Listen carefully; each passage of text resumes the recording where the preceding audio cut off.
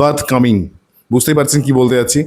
Gold, silver, crypto, US stock market যারা investment করেন তাদের এই মুহূর্তে একটু সাবধান থাকা উচিত, কারণ মার্কেটে 3টে আইপিও আসছে, যে জন্য মার্কেট এতটা বেশি ক্র্যাশ হচ্ছে।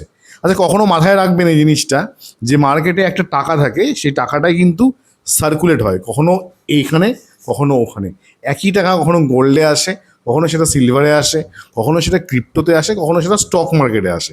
তো এইবার ইতিহাসে প্রথমবার এত বড় একটা ইভেন্ট হতে যাচ্ছে, মানে 400 বিলিয়নের উপর লিকুইডিটি প্রয়োজন। এবং এই লিকুইডিটি কোথা থেকে আসবে?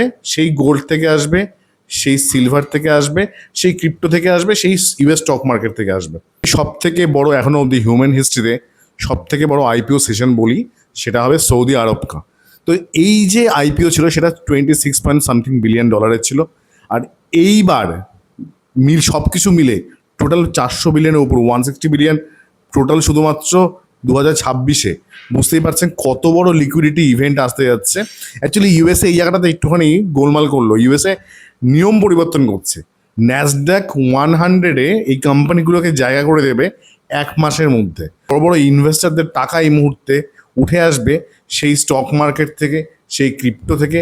ক্রিপ্টোর যে একটা ইটিএফ আছে, সেখান থেকে একটা বড় ফান্ড তো অলরেডি যাওয়া শুরু করেছে, যার জন্য ক্রিপ্টো এতটা পরিমাণ ডাউন হয়েছে।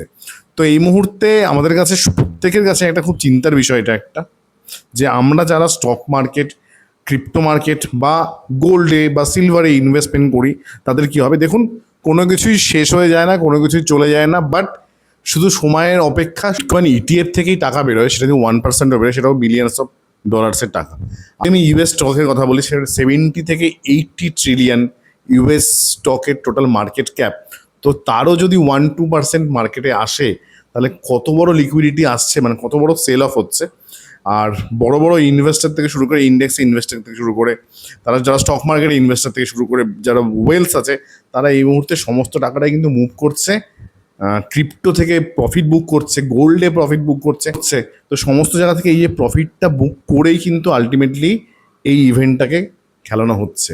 আগামী দিনে গোল্ড বলুন, স্টক মার্কেট বলুন, অলরেডি অনেক ক্র্যাশ করেছে, বাট আগামী দিনে আরেকটু সতর্ক থাকবেন, কারণ মার্কেট আরেকটু পড়তে পারে। এবং আরেকটু পড়লে কিন্তু যেমন সতর্ক থাকার প্রয়োজন, তার সাথে সাথে আপনার কাছে কিন্তু একটা কেনার সুযোগ।